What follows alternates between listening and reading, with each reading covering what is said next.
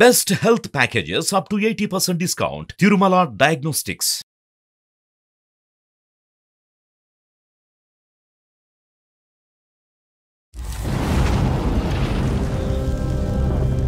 నేనున్న ఒక్క కొడుకుని సార్, నేను కాకపోతే ఎవరు చూసుకుంటారు సార్ పేరెంట్స్ ని? సార్ 10 ఏళ్ల జీవితంలోనే నాకు 100 ఏళ్ల జీవితం చూపించింది సార్.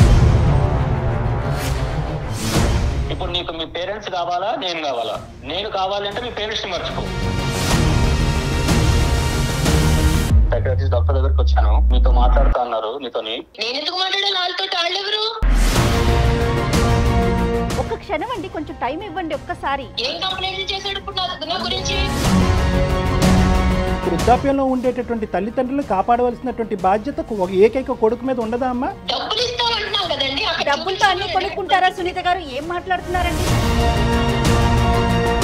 సిటీ లైఫ్ లో ఈ రోజు రేపు ఎవరో ముసలోళ్ళు మేరేసుకుని ఎవరో తప్పమ్మా సునీత. ఆ ముసలోళ్ళకి వస్తే ఎన్ని చెయ్యాలండి? ఎన్ని సాకరీలు చేస్తే అవుతాయి అన్ని? అయ్యో,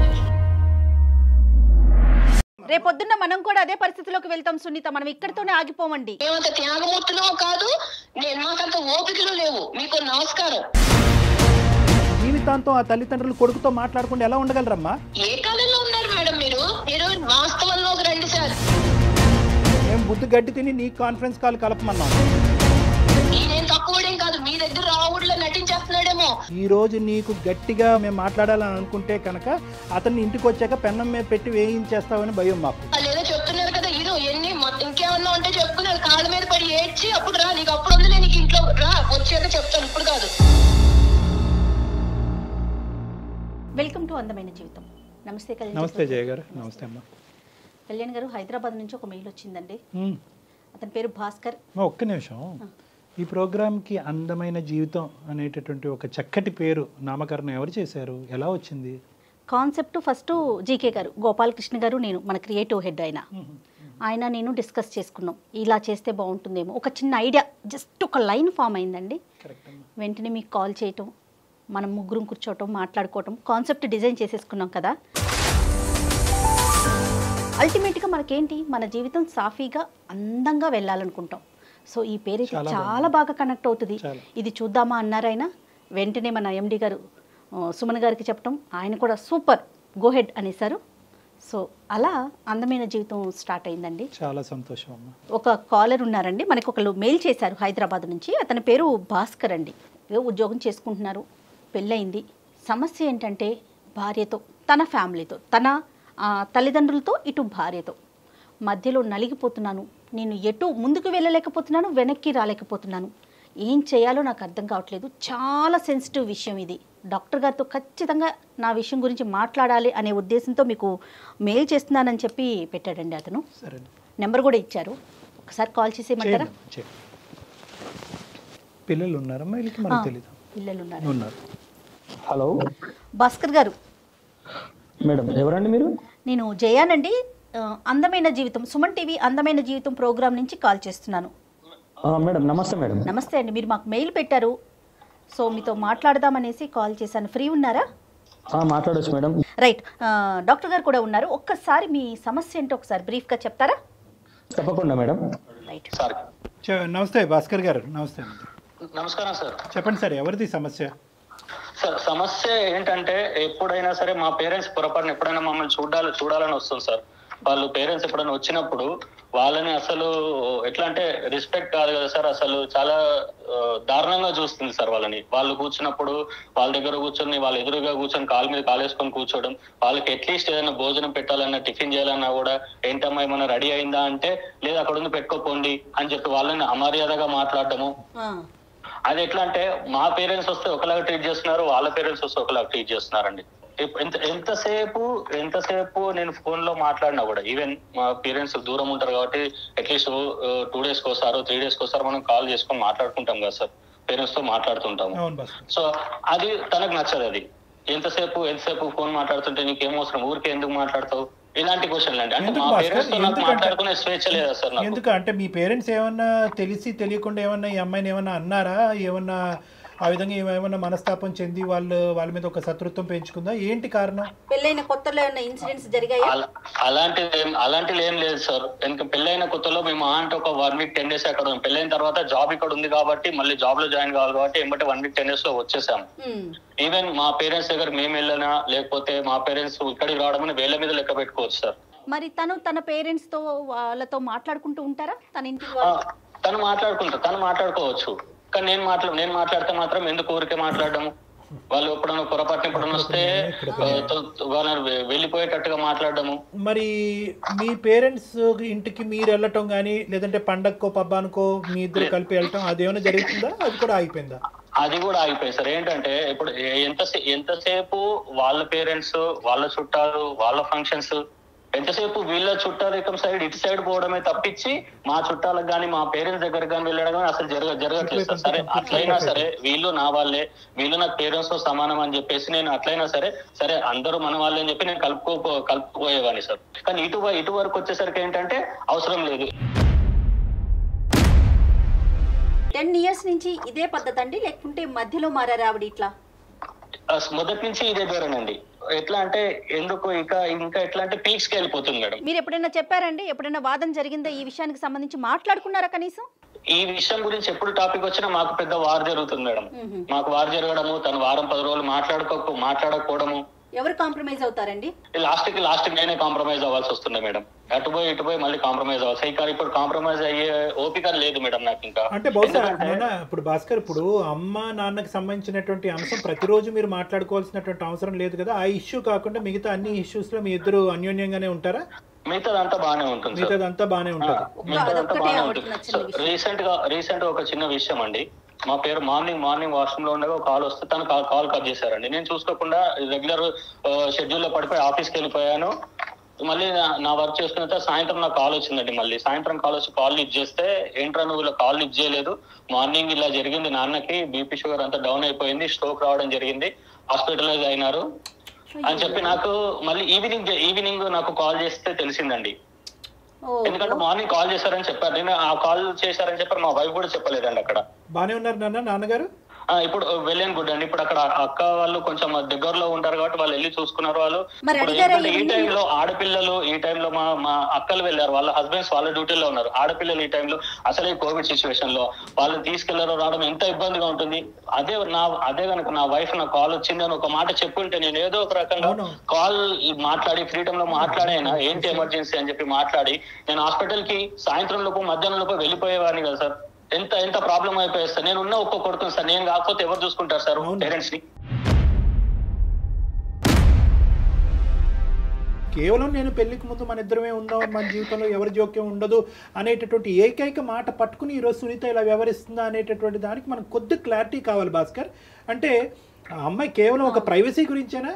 ఆ అమ్మాయి కేవలం మీ తల్లిదండ్రులతోనే ఇలాగే ప్రవర్తిస్తుందా, లేదంటే అందరితోనే తనకి సోషల్ కాంటాక్ట్స్ తక్కువ, మీ ఇంట్లోకి ఎవరు రాకూడదు, మీరు ఎవరింటికి వెళ్ళకూడదు అనేటటువంటి ఆలోచన శైలా? కేవలం మీ తల్లిదండ్రుల మీద ఎందుకు ఈ టార్గెట్?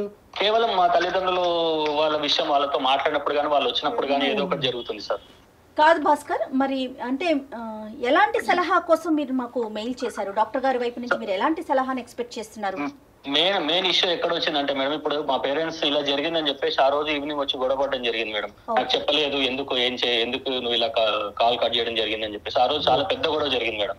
సో అంత గొడవ జరిగేసరికి తను డిసిషన్ కి ఏమొచ్చేసింది అంటే, ఇప్పుడు నీకు మీ పేరెంట్స్ కావాలా నేను కావాలా? నేను కావాలంటే మీ పేరెంట్స్ ని మర్చిపో, నాకు విడాకులు ఇచ్చేసేయండి. అంటే ఇంతకు మించి మీరు మీ పేరెంట్స్ దగ్గర నుంచి దూరంగా ఉండటం ఏంటి భాస్కర్? ఇప్పుడు వాళ్ళు మీ ఇంటికి రాంది లేదు, నువ్వు వాళ్ళ ఇంటికి పోలేదు, ఆఖరికి ఒక మాట సాయం లేదు, ప్రాణాల మీదకి వచ్చినా ఫోన్ కాల్ ఎత్తే పరిస్థితి లేదు. ఇంతకంటే తెగదెంపులు ఏం కావాలి? ఆల్రెడీ ఎవ్రీథింగ్ అయినట్టేగా 10 సంవత్సరాల్లో, ఇంకా ఏం కావాలంటే ఆవిడకి? అంటే ఇప్పటి నుంచి మీరు కాల్స్ కూడా మాట్లాడదు ఇంక ఇప్పటి నుంచి. ఇప్పుడు వరకు కంట్రోల్, ఇప్పుడు కమిట్మెంటా? ఇప్పుడు అలాగే అనిపిస్తుంది సార్. అంటే దాని అర్థం ఏంటో నాకు అర్థం కావట్లేదు సార్. ఇదేదో ఒక సైడ్ ఆఫ్ ది కాయిన్ మేము చూస్తున్నట్టు నాకు అనిపిస్తుంది. ఖచ్చితంగా ఈ ఇష్యూలో అయితే మాత్రం మీ భార్యమణితో మాత్రం మాట్లాడవలసినటువంటి అవసరం ఉంది. ఆవిడ వర్జన్ ఏంటి అన్నది తెలుసుకోవాల్సిన అవసరం ఉంది.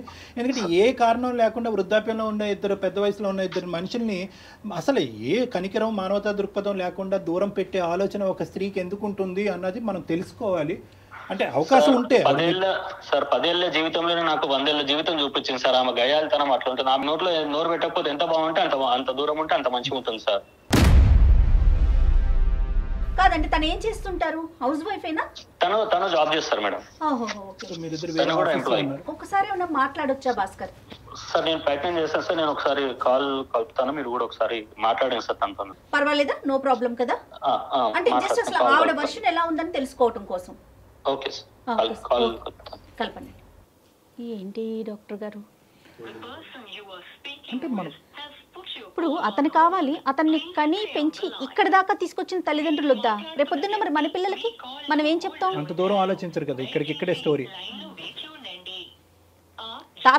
తాత చెప్ప తరతరాలు అంటారు. హలో హలో, ఏం చేస్తున్నావు? ఏదో చేస్తున్నాను. ఏంటి ఇప్పుడు? ఏం చెప్పండి. పిల్లలు ఏం చేస్తున్నారు? ఆన్లైన్ క్లాసులు జరుగుతున్నాయి కదా, కూర్చున్నారు అక్కడ. తెలుసు కదా, మళ్ళీ నన్ను అడుగుతావేంటి? అయ్యో ఏంటి, ఎందుకు చేసావు?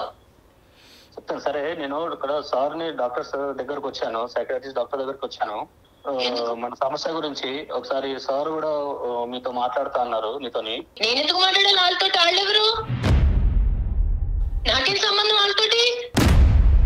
నువ్వు వెళ్ళు, నువ్వు విను. నువ్వు వాళ్ళు ఏం చెప్తారో నువ్వు విను. కాదమ్మా, కాదు సునీత గారు. ఓకే, వాళ్ళ నలుగురిని చేరేస్తున్నావు అన్నమాట ఇప్పుడు. సునీత గారు ఏంటో వినుకాస్తా నువ్వు. కదమ్మా, ఒక్క సెకండ్ అమ్మా. అమ్మ సునీత, నమస్తే అమ్మా. నా పేరు డాక్టర్ కళ్యాణ్ చక్రవర్తి అమ్మ. నేను మానసిక వైద్య నిపుణుడిని ప్లస్ రిలేషన్షిప్ కౌన్సిలర్ని. నాతో పాటు జయ గారు కూడా ఉన్నారు, సీనియర్ యాంకరు. అంటే ఏంటండి చెప్పండి, అమ్మ నీ జీవితం. సునీత గారు మీతో మేము ఏం మాట్లాడలేదండి, అప్పుడే మీరు ఏం వినాలి అనే ప్రశ్న వేసేస్తున్నారు. ఒక్క క్షణం అండి, కొంచెం టైం ఇవ్వండి ఒక్కసారి. చెప్పండి. కాదు సునీత గారు, ఏదో చిన్న డిస్టర్బెన్స్ నడుస్తోందని చెప్పి భాస్కర్ గారి ద్వారా మాకు తెలిసింది. అంటే మేము మధ్యలో వచ్చే ప్రయత్నం కాదు, కానీ అసలు జరిగిన సమస్య ఏంటి, ఎక్కడ మీరు హట్ అవుతున్నారు అనే కోణం తెలుసుకుందామని అంతే. ఎవరిని కూడా కించపరిచేటటువంటి ఉద్దేశం కానీ ఎవరి వైపు వేలెత్తి చూపెట్టేటటువంటి ఉద్దేశం కాదు. భాస్కర్ గారు ఏంటంటే మనస్తాపం చెంది 10 సంవత్సరాలు మా జీవితంలో ఒక ప్రాబ్లం వచ్చిందండి, కంటిన్యూస్ గా అది నడుస్తూనే ఉంది. ఏం చెప్పుకున్నాడు ఆయన మీ గురించి? నా గురించి మీ దగ్గర నాకు తెలియదు కదా. ఏం కంప్లైంట్ చేశాడు నా గురించి? కంప్లైంట్ కదమ్మా, అన్ని విషయాల్లో మా భార్య పర్ఫెక్ట్ అండి. వేలెత్తి చూపేది లేదనే చెప్పారమ్మా మీ గురించి. మా అమ్మ నాన్న విషయం వస్తే కనుక అగ్గిలం మీద గుగ్గిలం అవుతుందండి. ఫోన్ లేదు, కాంటాక్ట్ లేదు, ఇక్కడికి వెళ్ళటం లేదు, అక్కడి నుంచి ఇక్కడికి రావటం లేదు. వాళ్ళ తల్లిదండ్రులకు సంబంధించినటువంటిది ఒక న్యాయం, మా తల్లిదండ్రులకు సంబంధించినటువంటి ఒక న్యాయం. ఆడ పేరెత్తితే నేను ఎందుకు మండిపడతానండి? ఈయన ఏం చేశాడో మీకు తెలియదు, నా గురించే చెప్తే నేను చేసేది నేను మాట్లాడేది మీ అందరికీ కనపడతాను ఇప్పుడు కూడా. నాకేదో చెప్తామని చూస్తున్నారు. అందు గురించి ఈ కాల్ చేసాం, నీ వర్జన్ వినాలనే ఉద్దేశం. నువ్వు కోపంగా ఉన్నావు, గట్టిగా మాట్లాడుతున్నావు, మేమేమి అది తప్పుగా భావించట్లేదు. మీ మీకున్నటువంటి టెన్షన్స్ మీకున్నాయి, కానీ దయచేసి ఒక 2 నిమిషాలు ఇతను ఈ విధంగా ఎందుకు మాట్లాడాడు అన్నది మీ వర్జన్ చెప్పండి అమ్మా. ఏమయ్యా ఇప్పుడు నువ్వేం చెప్పావు? అప్పుడు నువ్వు పెళ్ళప్పుడు నువ్వేం చెప్పావు చెప్పు. మన ఇద్దరమే ఉంటాము, ఎవరు ఉండరు, ఇన్ని ప్రేమగా చూసుకుంటాను అని చెప్పావా లేదా అప్పుడు? మరి ఇప్పుడేమో 10 ఏళ్ళు కూడా అవ్వకుండానే నువ్వు మళ్ళీ వాళ్ళని తీసుకొచ్చి నన్ను ఎత్తి మీద వేస్తానంటే నేనేం చేయాలి? నేను ఊరికే కూర్చున్నానా? పొద్దున్నే వాళ్ళకి ఇప్పుడు ఆరోగ్యం బాగాలేదు, వాళ్ళని చూసుకోవడానికి వాళ్ళ కొడుకు కాకపోతే ఎవరు చూసుకుంటారు వాళ్ళని? ఆరోగ్యం బాగాలేకపోతే అక్కడ ఎలా వదిలేస్తారు వాళ్ళని? ఎవరో ఒకరు చూసుకుంటారు, మనుషులు పెట్టు. ఇప్పుడు నేను ఇక్కడికి తీసుకొస్తే నేను మాత్రం ఎక్కడ చూస్తాను? సాయంత్రం పొద్దున్న వెళ్ళిన దాన్ని సాయంత్రం 5-6 కానీ ఆ ఉద్యోగం అవ్వదు. ఇంటికి వచ్చేటోడికి 7 అవుతూ ఉంటే మా పిల్లల్ని చూసుకోవడానికి 2 గంటలు సరిపోవట్లేదు అక్కడ. నువ్వు వాళ్ళని తీసుకొచ్చి పెడతానంటే ఇప్పుడు మనుషులు పెట్టి చూపించాలి తప్ప నేను చూసే టైం గానీ నా పిల్లల్ని పెంచుకోవడానికి నాకు టైం లేదు. ఆ మనుషులు లేదు, అక్కడే పెట్టుకో అక్కడ డబ్బులు ఇచ్చేస్తాం కదా. అమ్మ సునీత, కేవలం అప్పుడు పెళ్లికి ముందు ఆ మాట అలా అన్నాడనే ఉద్దేశంతోనే నువ్వు ఈ రోజు ఇలా ఉన్నావమ్మా? మాకు 1,00,000 ఉన్నాయి సార్ ఇక్కడ. మాకు పిల్లలు లేచి మేమిద్దరం బయటికి వెళ్ళి ఇంటికి వస్తేనే గానీ కుదరదు. పొద్దున్న సాయంత్రం పిల్లల్ని చదివించుకోవాలా, వాళ్ళని ఎలా పెంచుకోవాలి, పొద్దున్నే లెగాలి, ఇంట్లో వంటలు చేసుకోవాలి, పనులు ఇవే సరిపోతున్నాయి. కానీ మధ్యలో ఈ కరోనాలు దరిద్రాలు ఈ ఒకటి సచ్చినాయి కదా. ఇప్పుడు అలా కదమ్మా, సునీత గారు, కరోనా ఉండొచ్చు, ఏదన్నా ఉండొచ్చమ్మా, కానీ వృద్ధాప్యంలో ఉండేటటువంటి తల్లిదండ్రులను కాపాడవలసినటువంటి బాధ్యత ఏకైక కొడుకు మీద ఉండదా అమ్మా? డబ్బులు ఇస్తామంటున్నాం కదండి, అక్కడ డబ్బులతో అన్ని కొనుక్కుంటారా సునీత గారు? ఏం మాట్లాడుతున్నారండి? సారీ అండి ఇట్లా అంటున్నందుకు. ఎవరో సిటీ లైఫ్ లో ఈ రోజు రేపు తెల్లారు లేసి ఎవరికాళ్ళు ఉద్యోగాలు చేసుకుంటా సాయంత్రం నైట్ అయిపోయి ఇంటికి వచ్చేటప్పటికి ఎవరో ఈ ముసలోళ్ళు మేరేసుకుని ఎవరో చూడట్లేదండి. ముసలోళ్ళు అదే మాట అనుకోమ్మా. రేపొద్దున్న మనం కూడా అదే పరిస్థితిలోకి వెళ్తాం సునీత. మనం ఇక్కడితోనే ఆగిపోమండి. మానవత్వం మంట కలిసిపోలేదమ్మా, అర్థం చేసుకో. వాళ్ళలాగా మేము వచ్చి మీరు పడవండి, పిల్లల మీద మేము పడవం, వాళ్ళు వచ్చి పడతారేమో, మేము వచ్చి పడవం. మా ప్లాన్లు మాకు ఉంటాయి. రేపొద్దున అమ్మ వృద్ధాప్యం అనేటటువంటిది ఎక్స్క్లూజివ్ గా భాస్కర్ తల్లిదండ్రులకు కాదు, మీ తల్లిదండ్రులకి వృద్ధాప్యం వస్తుంది, మీకు వృద్ధాప్యం వస్తుంది. రేపొద్దున పెద్ద అయిన తర్వాత మీ పిల్లలు కూడా వాళ్ళ భార్యలు అంటారు, అరే డబ్బులు పడేసారా ఎందుకు పోయి చూసేదని అంటారు వాళ్ళ భర్తలతో. అది ఓకేనా మీకు? అదే చెప్తున్నానండి. ఇప్పుడు వాళ్ళు మా అమ్మ నాన్న గురించి నేనే వాళ్ళని విడిగా చూసుకోవట్లేదు. వాళ్ళు చూసుకోవాలని నాకు ఉంది. వాళ్ళు పెద్దోళ్ళు అయిపోయారు కానీ నేను వాళ్ళని చూసుకోవట్లేదు. ఎందుకంటే నాకు అంత టైం లేదు. అది అర్థం చేసుకోరేంటండి? ఎన్నని చెయ్యాలి? బయట చెయ్యాలా, ఇంట్లో చెయ్యాలా ఈ పనులు? ఈయన వచ్చేసి ఆయనకేమో ఇంట్లో పనులు ఏముండవు, బయట పనులు ఆయనతో సమానంగా నేను చేస్తున్నాను. ఆ ముసలోళ్ళకి వస్తే ఎన్ని చెయ్యాలండి? ఎన్ని సాకరీలు చేస్తే అవుతాయి అన్ని? వచ్చి కూర్చుంటే అయిపోయింది అనుకుంటున్నారా? కానీ మీరు ముసలోళ్ళు అనే ఆ పదాన్ని మాత్రం ఆపుకోలేకపోతున్నారండి సునీత గారు. అది వినటానికి కూడా చాలా బాధ అనిపిస్తోందమ్మా. ఉన్నప్పుడు ఆరోగ్యంగా ఉన్నప్పుడు వేరే వాళ్ళు లేందే మీ భర్త వచ్చారా, లేకుంటే మీ తల్లిదండ్రులు లేందే మీరు వచ్చారా? ఒక్కసారి ఆలోచించండి. ఏ కాలంలో ఉన్నారు మేడం మీరు? ఏ కాలంలో ఉన్నారు? మాకు కుదరట్లేదని చెప్తున్నాం కానీ చూడమని అనట్లేదు కదా, డబ్బులు ఇస్తాం అంటున్నాం కదా. అమ్మ మీరేమన్నా అమెరికాలో ఉన్నారమ్మా? హైదరాబాద్ లోనే కదా ఉన్నారు. కుదరకపోవటం ఏంటి? హైదరాబాద్ లో ఉంటే ఇక్కడ మాకు నడవదండి, మాకు నడవదు. వాళ్ళని కూర్చోబెట్టి వాళ్ళకి చాకరీలు చేసి వాళ్ళకి సేవలు చేసే టైం మాకు లేదు. పిల్లల్ని చూసుకోవాలా, ఇవి చెయ్యాలా, మాకుండే బాధలు మాకున్నాయి. అంతేగాని నేను చూడను అనట్లా. డబ్బులు ఇస్తాం అక్కడ ఉంచుకోమంటున్నా. ఎవరు మా ఇంటి దగ్గర మాట్లాడటానికి వేరే కారణం ఏదైనా ఉందా వాళ్ళ వైపు నుంచి? అడగండి. అక్కడ ఉన్నారు కదా ఆయన, మీ దగ్గరికి వచ్చాడు కదా ఆయన, ఏదో చెప్పుకుంటున్నాడు కదా నా మీద కంప్లైంట్లు.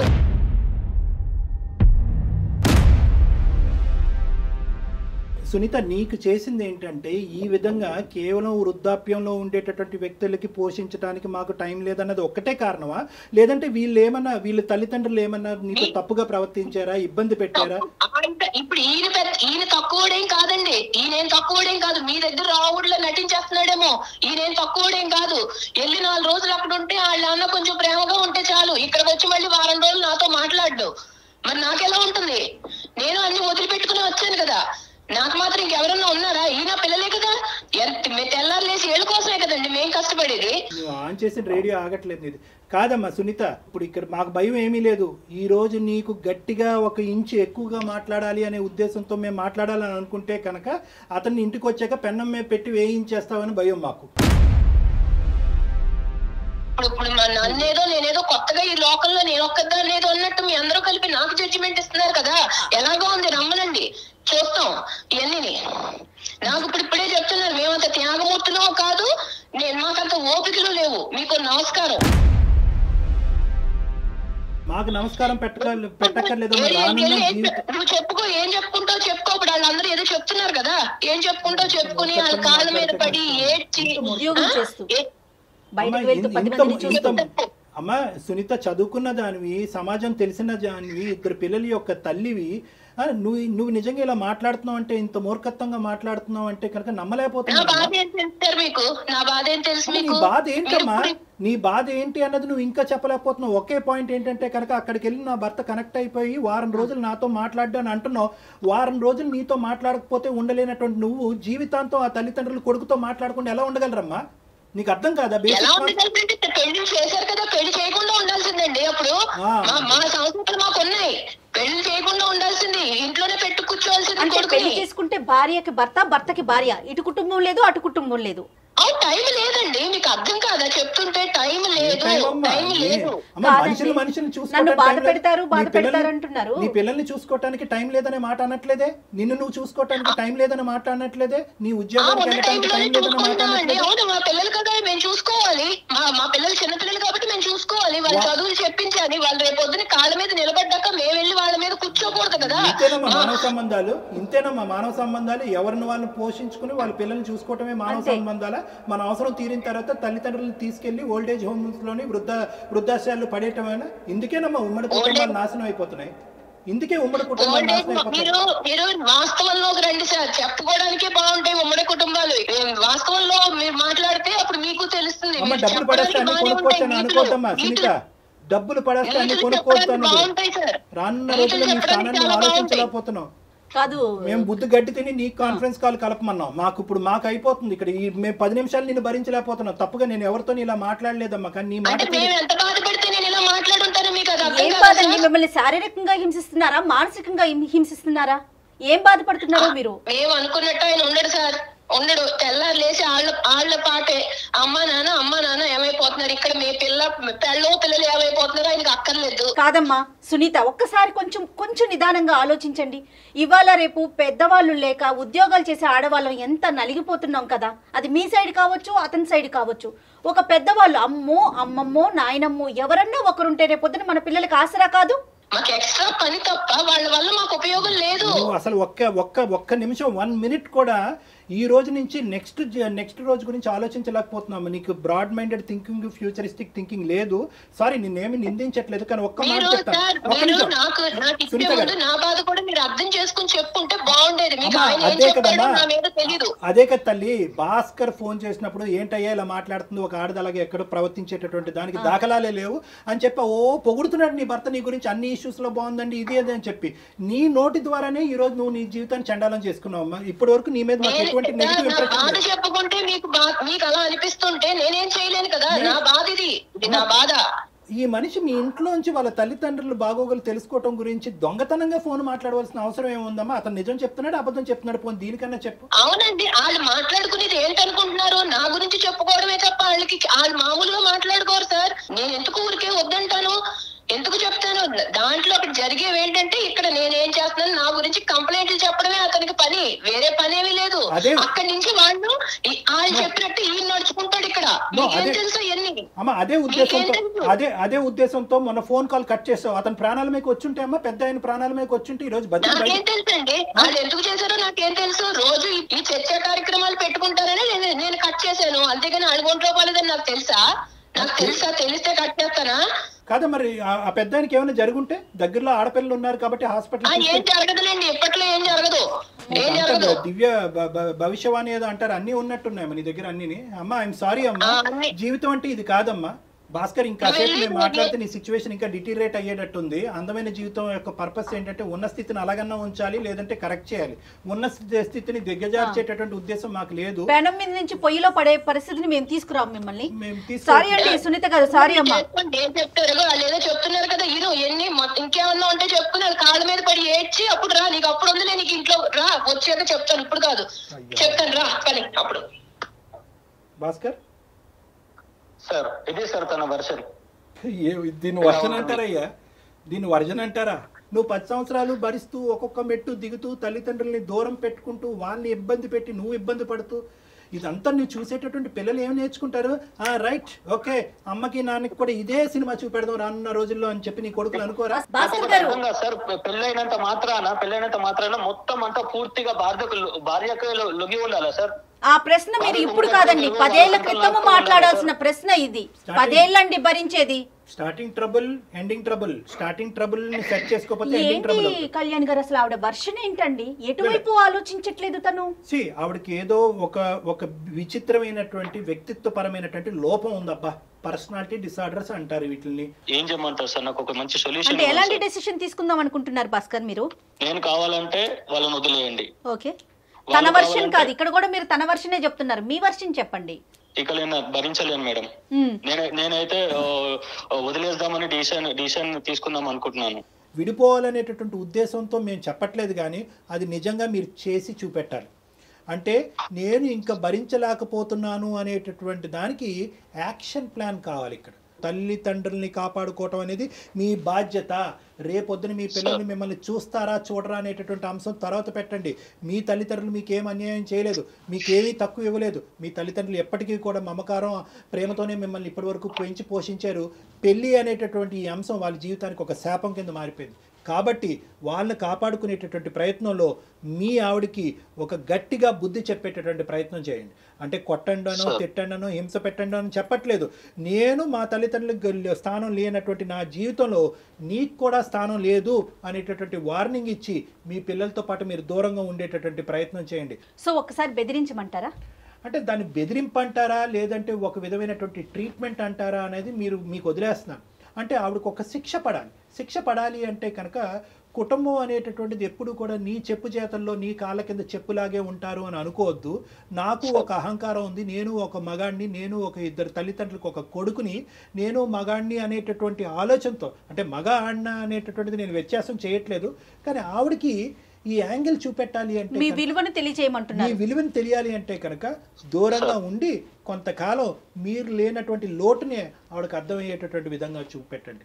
మళ్ళీ ఆవిడ మాట తీరు చూడండి, ఏ విధంగానూ కాంప్రమైజ్ కాదాయే. కాన్ఫరెన్స్ కాల్ సునీత కలపమన్నాం, అక్కడి నుంచి అసలు వాళ్ళ తల్లిదండ్రులు కలిపి ఉంటే కనుక వాళ్ళు కొడుకుని దూరం చేసుకుని ఎంత బాధపడుతున్నారో అక్కడ అసలైన వర్జన్ తెలుసు. నాకు ఇంకొక విషయం ఏమనిపించిందో చెప్పనండి, సునీత తల్లిదండ్రుల పెంపకం ఎంత అధ్వానంగా, అంటే ఒక తల్లిదండ్రుల పెంపకం గురించి మనం ఇంత ఓపెన్గా చెప్పుకోకూడదు, కానీ ఆవిడకి ఏం విలువలు నేర్పించారండి? వాళ్ళు ఏమైనా చెప్పడానికి ట్రై చేశారా భాస్కర్? ఒక లాస్ట్ క్వశ్చన్, వాళ్ళు మీ అత్తగారు సునీతకి ఏమైనా చెప్పడానికి ట్రై చేశారు? అలాంటివి చాలా జరిగాయి సార్, చాలా జరిగాయి. అవి అంతవరకే ఉంటాయి సార్, మళ్ళీ తర్వాత సేమ్. రైట్ భాస్కర్, ఒక్కసారి డాక్టర్ గారు చెప్పింది ఆలోచించండి, త్వరపడండి, మంచి నిర్ణయం తీసుకోండి, చక్కని డెసిషన్ తీసుకోండి, చక్కగా ఉండండి. Thank you sir. All the best Bhaskar. Thank you sir.